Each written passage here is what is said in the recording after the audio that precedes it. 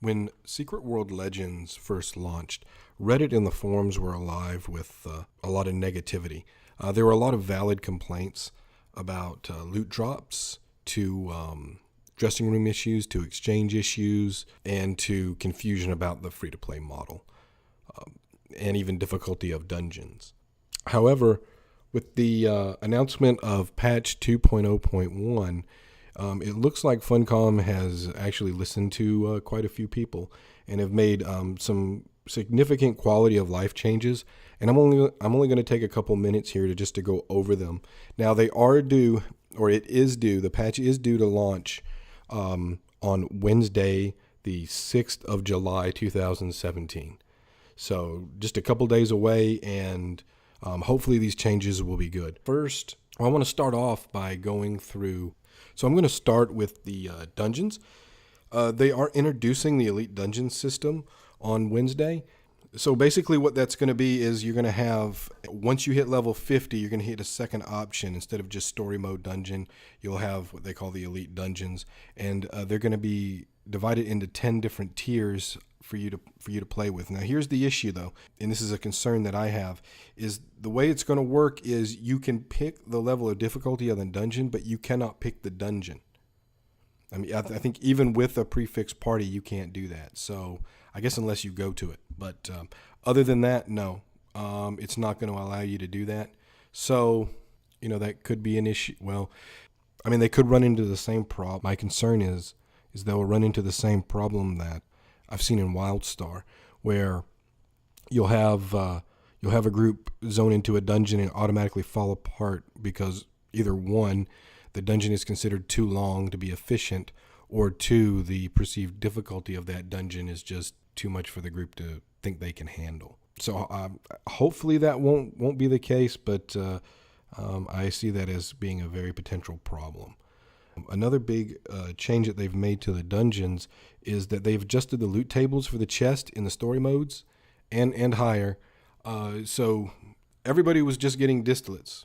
Very rarely, I don't think I've even heard of anybody getting anything but a distillate. But they have increased, they say they have increased the chance of getting gear or an item from those chests other than a distillate to a 50-50 split. If that's the case, that is a great quality of life change.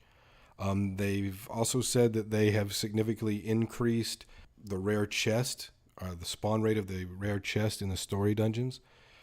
So that's another welcome change. And the rare chest will also give both a distillate and an extraordinary item. And also, for the first dungeon you complete each day, you'll be guaranteed an extraordinary item. So that's another good thing. Another big issue was that once you completed a dungeon, especially as a new player, there really was, and it was actually kind of a letdown when you went back in and you didn't get any XP or anything from the dungeon. That was sort of a letdown.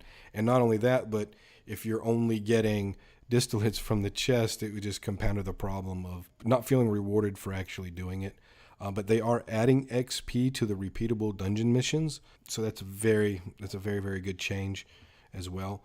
Those are the big changes that they're making to dungeons. Hopefully, those will make those a bit more worthwhile to run, and it also address some of those problems that I've heard a lot of people had about the difficulty. Now, as far as quality of life, they're increasing the base inventory size to 35. Now, if you've already bought up to 35, you'll get whatever you bought stacked on top of that. They're reducing the cost of Sprint 2 to 2,500 marks a favor, so it's a significant decrease in the cost of that. They said that they wanted people to be able to get that sooner. So, and also, when you unlocked a new weapon, it was sometimes people would unlock the passive but not have the active page unlocked, and they'd have to pay for that. And it just led to a lot of confusion and a lot of feels bad man moments. So what they've done now is if you buy a passive trait or an active trait for a weapon, you unlock the other page for free. If that makes any sense. Hopefully it does. All right. So the price of the first weapon unlock has been reduced to 5,000 marks a favor. So Very, very good. They've increased the rate at which players will also gain AP and XP at level 50. They said it felt too grindy, that it wasn't as intended. It wasn't intended to feel that slow. So they've increased that rate as well. And also, attaching glyphs and signets will no longer cost marks of favor. Another very, very good change. Now, for the patrons out there, the patrons will receive 1 bonus AP whenever they gain an AP through XP, and the same for SP. So they're gaining twice the amount of AP and SP. They're also receiving 20% more marks of favor from challenges. Patreons are receiving 20% more marks of favor from challenges. And also, the teleporting from one zone to another will no longer cost anything for patrons. As long as you visited that zone, you'll be able to teleport there for free. And another big change is that you will no longer have to be a patron you'll no longer have to be a patron to initiate a trade. Now the way it's going to work is you have to either be a patron or level 15 in order to initiate a trade. They said it just felt too bad that people with good intentions were not able to freely trade back and forth. They've also made a lot of bug fixes to different quests. I'm not going to go over any of those really, but like getting stuck after crashing or anything like that. Hopefully they're fixing those. They said if they still have those, post it on the Reddit, catch them in Discord, tweet them, whatever it is you had to do. And they said they're working really hard on the dressing room. Looking at the patch notes, there's quite a bit of changes here. Yeah, they did say during the live stream that they were aware that the dressing room, a lot of it wasn't working as intended. So they've made quite a bit of changes to those and making a lot more things visible within there. Again, it's a big laundry list of things that they fixed within the dressing room. And they said that if there's anything still missing, just let them know and they'll try to work on it, which, I don't have a long history with Funcom.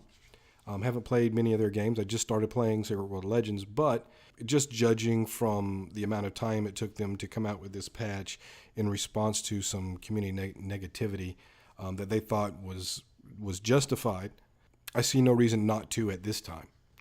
I could change my mind in the future, but as of right now, I don't see any reason not to trust them on this. Well, thank you for stopping by. Hope to see you when the new